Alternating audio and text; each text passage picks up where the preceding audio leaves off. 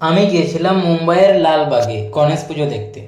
বলা হয়ে থাকে যে এখানে এতটাই ভিড় হয়, রাতে লাইন দিলে নাকি সকালে বেরিয়ে আসতে হয়। তো ব্যাস, আর কি, বেরিয়ে পড়লাম। এটা লোয়ার প্যালেস স্টেশন থেকে ইস্টে প্রায় 1.5 কিলোমিটার হেঁটে এটা আপনি দেখতে পাবেন। সত্যি বলতে প্রথমে আমাদের অরিজিনাল লাইন খুঁজতে প্রায় 1 ঘন্টা চলে গিয়েছিল।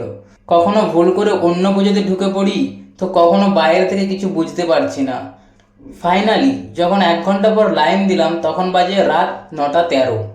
কারা যেন এসে ফ্রিতে আমাদের লেমন ড্রিঙ্ক খাইয়ে গেল।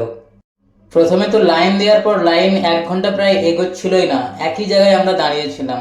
ভেবেছিলাম হয়তো রাত 12টার মধ্যে আমাদের জার্নি শেষ হয়ে যাবে, কিন্তু ভিতরে গিয়ে দেখি এ তো সবে শুরু।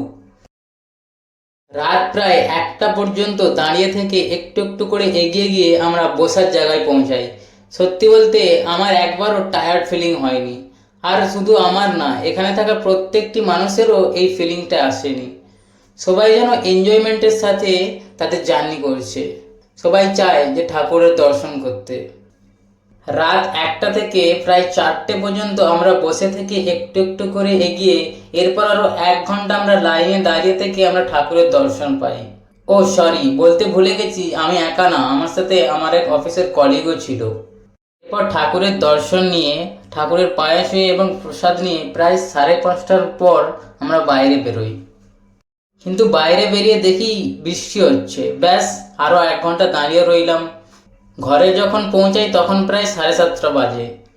এই দিনটা আমার কাছে মেমোরেবল হয়ে থাকবে। ভালো লাগলে লাইক করুন এবং পাশে থাকুন।